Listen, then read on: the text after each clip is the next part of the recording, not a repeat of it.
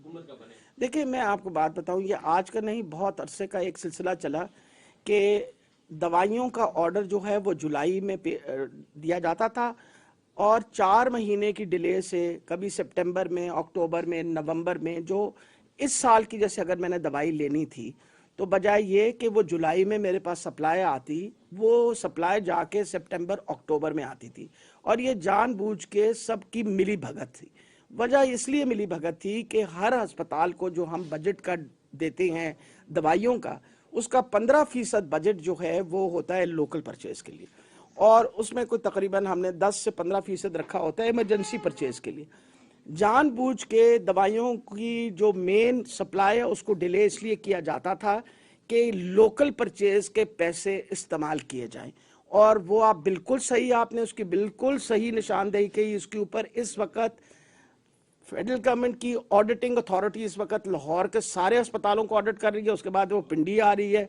इसी तरीके से सारी जितनी लोकल परचेज है that is being looked after. नया जो इस वक्त हमारे सेक्रेटरी साहब ने पूरा प्रोग्राम बनाया वो ये है कि प्रोक्योरमेंट का सिलसिला जो है वो फरवरी के महीने से शुरू होगा, ताकि 1 जुलाई को आपकी मेडिसिन जो हैं उसका वो उनकी ऑलरेडी सप्लाई आनी शुरू हो जाए। बिकॉज आपने एंड ऑफ द डे उसकी रेट वो करना होता है, तो उसके ऊपर ऑलरेडी काम करना शुरू कर दिया। ये आप बिल्कुल सही फरमाते हैं, क्योंकि मुझे तो हम इस बात का लगा हुआ था कि हमने 42 अरब रुपए दवाइयों पे खर्च करते हैं और मरीज फिर शिकायत करें कि हमें दवाई ना मिले।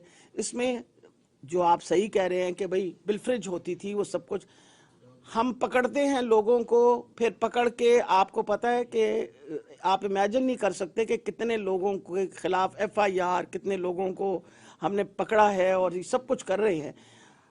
बतौर कौम कई दफ़ा मैं सोचती हूँ कि हम कब अपने हालात बेहतर करेंगे और सोचेंगे कि ये चोरी चकारी किस चीज़ की आप कर रहे हैं, वो गरीब मरीज़ की दवाई की, जो बेचारा दवाई की वजह से फिर उसकी सेहत याब नहीं हो सकता।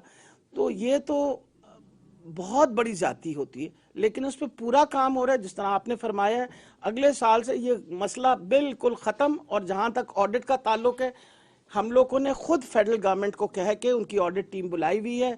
जैसे जैसे ऑडिट पैराज आ रहे हैं, people will be taken to task. में बहुत सारे वो कहते हैं ना, आप कहते हैं छोटी मछलियाँ बड़े मगरमच्छ बहुत सारे पकड़े जाएंगे। जो डिस्ट्रिक्ट हेल्थ अथॉरिटी की मैंने बात की है, जी खास करके मैडम फायदा के ऊपर करप्शन के चार्जेस हैं, एंटी करप्शन में इनके खिलाफ एप्लीकेशंस भी हैं जी बाकायदा तौर पर उस पे। और जो मेरे सोर्सेज बता रहे हैं कि वो जो इन्वेस्टिगेशन चल रही है, मे बी उसमें आपको भी वो इन्वॉल्व किया जाए। इस हवाले से जो मेरे पास सोर्सेज की इत्तलात है, तो क्या मैडम ये चीजें आप? मेरा ख्याल है इम्पॉर्टेंट ये चीज़ है कि इनके खिलाफ अगर चार्जेस हैं and once they approved definite action. इस वक्त जहाँ तक रावलपिंडी डिवीज़न का ताल्लुक है और जहाँ तक हमारी CO का ताल्लुक है, बेस्ट परफॉर्मिंग, देखें वो तो जो हमारे पास स्टेटिस्टिक्स आते हैं उसके मुताबिक ही हम कहेंगे ना, बेस्ट परफॉर्मिंग इस वक्त हमारे जो CEOs हैं उनमें फायजा का नाम इसलिए आता है।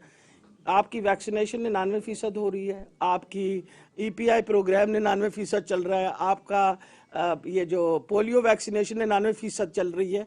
तो मेरा ख्याल है इस चीज़ को आपको बैलेंस करना पड़ेगा, देखना पड़ेगा कि जो लोग शिकायतें कर रहे हैं और जो एंटी करप्शन में भेज रहे हैं वो क्या चाहते हैं। वो चाहते हैं कोई एक अच्छा एफिशिएंट ऑफिसर जो है उसको भगा दें यहाँ से। तो मैं आपको ये बताती चली जाऊँ, हम लोग हर चीज़ पे नज़र रखते हैं।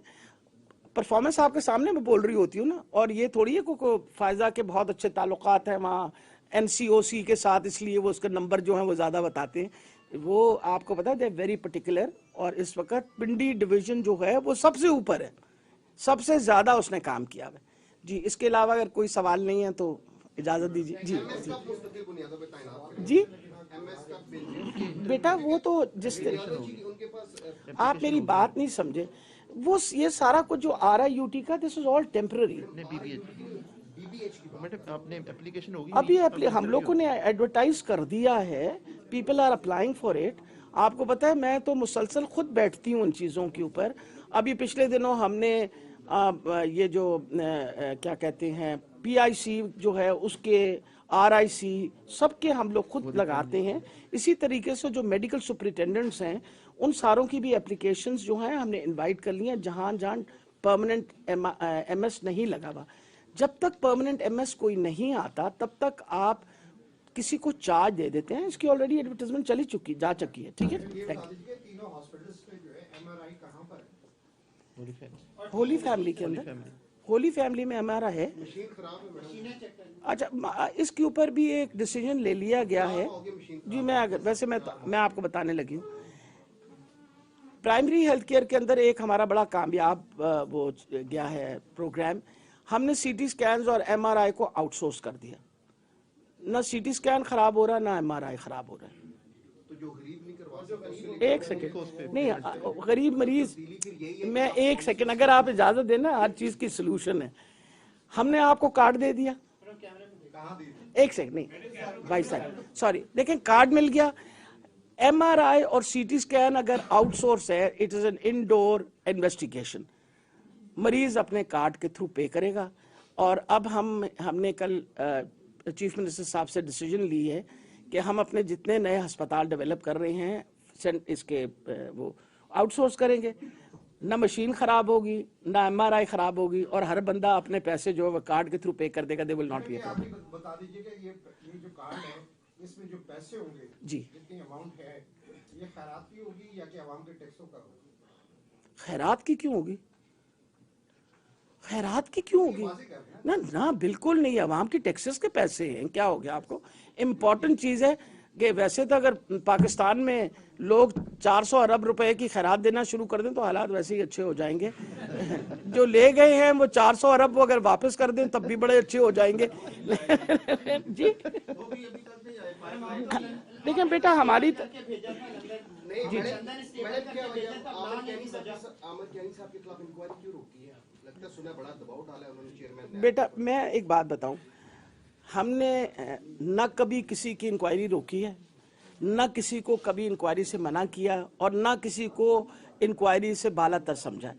और मैं तो उस किस्म का बंदा हूं कि आपके सामने ही हूं पिछले 3.5 साल से.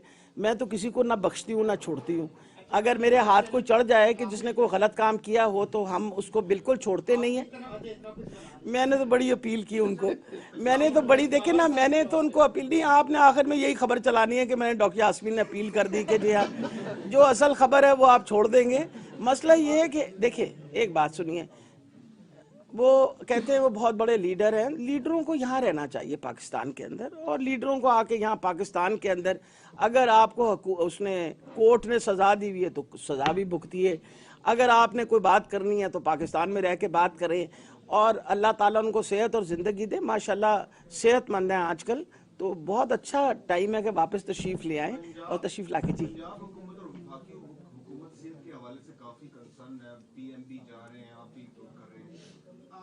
फ्यूचर में सियासतदान, पॉलिटिक्स हो, कोई भी हो, व्हाटएवर, बाहर इलाज के लिए न जाए, कोई ऐसा state of the art hospital बनाने का इरादा है आपका? अल्हम्दुलिल्लाह. देखिए, मेरे पर्सनली 8 ऑपरेशन हो चुके हैं.